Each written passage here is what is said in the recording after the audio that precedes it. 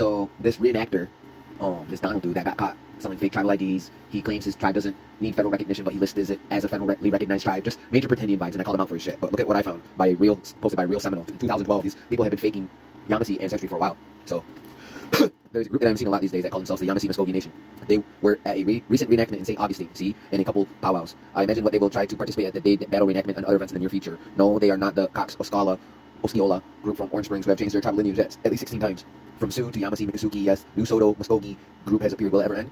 I will not question if they have Yamasee ancestry. For all I know, maybe so. There are people around St. Augustine in the lower St. Johns River who have mixed up ancestry going back to Spanish times. Looking it up in Swanton, the Yamasee were a major tribe associated with the first Catawba Confederacy and then the Creek Confederacy. They were driven out the Carolinas by the English in the Yamasee War in 1715 and then became allied with the Spanish in St. Augustine. Then they allied with the Appalachee against the Spanish in the Appalachee Revolt.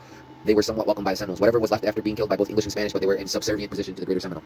I know a man close to 80 years old who said that around 1969 he helped the last of the Yamasee people to Brighton Reservation. He said there were only about a dozen of them living between Palakta and Jacksonville, and they were all elderly. So if there are any lineages from the Yamasee, this is a new group. It has to be seriously watered from generations of forced assimilation. The worst thing I fear is that this new group is dressing up as the worst reenactors that I have ever seen. Anywhere from what looks like flannel fake buckskin with store-bought moccasin boots with a bunch of turkey feathers thrown in and a Seminole dress or ribbon skirt. Another group that makes stuff out of Ben Hunt craft book. The outfits don't fool the real recognized Seminole or Miccosukee tribal people who are totally reviled at such displays. So what are they doing by making a visible show? The same thing as all these new tribes that appeared in the past 40 years. They want federal recognition as a tribe so they can have a reservation to get federal assistance and then build a casino. It is all about seeking federal recognition, which is all about money. See? But for me, what it says is what I saw on their profile on Facebook. Their open association with the Empire of Washita, they Dugda Moundia. Seriously? What language is Dugda Moundia? This is the most bizarre group I've ever seen. Is this Yamasee Muskogee group a spin-off from them? Who are these Empire of Washita Dugda Moundia group? Dugda Moundia group. If their members were not so bat poop dangerously insane crazy, then they would be comical. When I was working personnel years ago, the county I worked at employed an active member from this group who was clinically insane and exhibited some truly bizarre behavior. They fired him after he built a well-fortified bunker in the park where he was employed and threatened to kill his supervisor. So after that incident, I looked into this Empire of Washita group.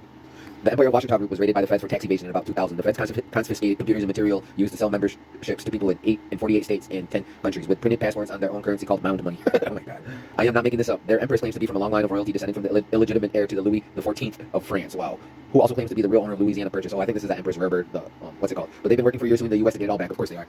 And it gets more bizarre. Oh god. They claim to be descendants of a 100,000-year-old empire from the continent of Mu, another lost continent which predates Atlantis and came to North America 25,000 years ago and built all the Mississippian and Hopewell Mounds. They claim all those archaeological sites as their own, and they claim to be Moors too. Since the Hopewell Mounds predate Moors arriving in America by 1,000 years or more, I'm not sure how that works. It will require some skill for the vast empire to be overlooked by the United States during the Indian removal of the 19th century. The past 135 years of anthropologists all over North America. For their documentation, they have offered a bizarre collection of unrelated things like George Custer's battle report of the Battle of Washita, which was really a massacre against the peaceful Black Kettles village in 1868, near which is now Cheyenne, Oklahoma. I visited theirs. We got Black Kettles where I'm from. This crazy guy with this group who I had to process for the county insisted that I include his personal file in a big stack of documents with UN treaties on indigenous people and U.S. congressional documents from over 100 years ago that says Native people can make and sell moccasins and baskets, and the reason is that these folks with the Empire of Washita claim that they are tax exempt, and those documents somehow explain it. So if the Yamasee Muskogee tribe considers themselves allied with the Empire of Washita, then I want nothing to do with them. Oh yeah, one more thing to add. After I posted this, the Yamasee Muskogee group is using an image of the Bayaka Sam Jones statue on their logo. Oh yo, this gotta be this group. The image of the statue they have copied is by bronze sculpture artist Brad Cooley and his son at the Athiki Museum and Treetop Park in Davie. There is a good chance that it's copyright infringement. They might have more grounds to sue your ass. Yep, they're coming for you. Real Seminoles.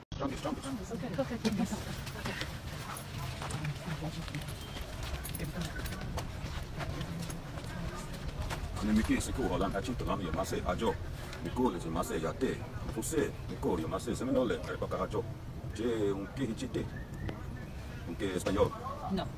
Rio. You prefer English? Yes, please. I can speak English. My name is Chief Sekou, Hajo, Yamasee Indian tribe. Funny thing about people that call themselves your friends, sometimes they talk out two sides of their faces. The British people claim they were our people friend. We helped them colonize this world. My people helped them find food, taught them how to hunt, how to find fresh water, and even helped them build their homes. In return, they captured our women and our children and put them in slavery because of our skin tone. So the Yamasee people looked like the African people that gave us captured and put into slavery.